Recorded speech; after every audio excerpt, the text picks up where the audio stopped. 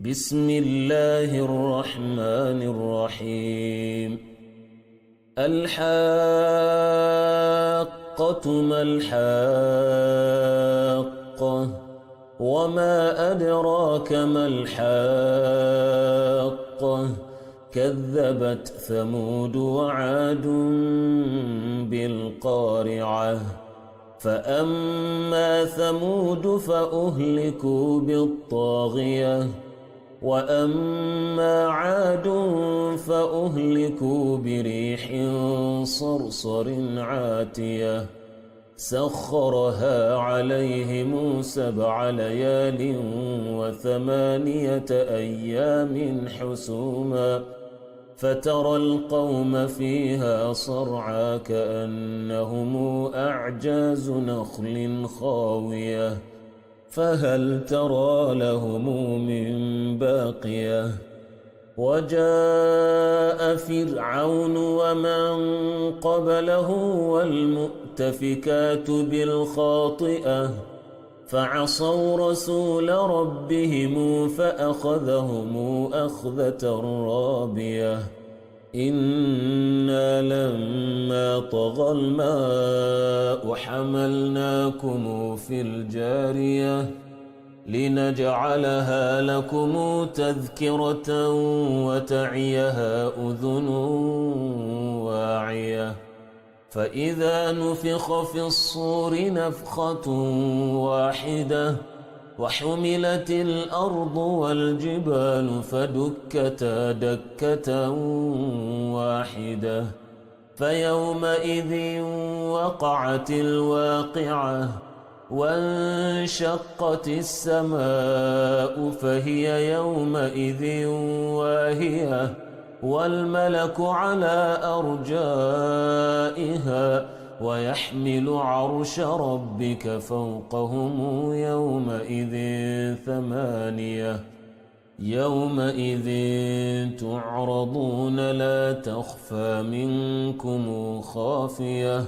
فأما من أوتي كتابه بيمينه فيقول هاؤم اقرءوا كتابيه إني ظننت أني ملاق حسابيه فهو في عيشة راضية في جنة عالية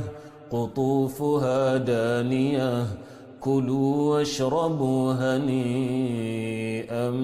بما أسلفتم في الأيام الخالية وأما من أوتي كتابه بشماله فيقول يا ليتني لم أوت كتابيه ولم أدر ما حسابيه يا ليتها كانت القاضية ما أغنى عني ماليه هلك عني سلطانيه خذوه فغلوه ثم الجحيم صلوه ثم في سلسلة ذرعها 70 ذراعا فاسلكوه إنه كان لا يؤمن بالله العظيم ولا يحض على طعام المسكين فليس له اليوم هاهنا حميم ولا طعام إلا من غسلين لا يأكله إلا الخاطئون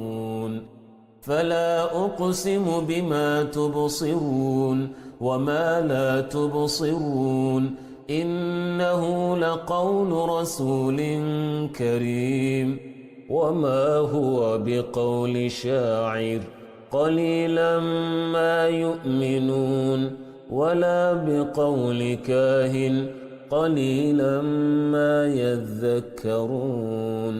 تنزيل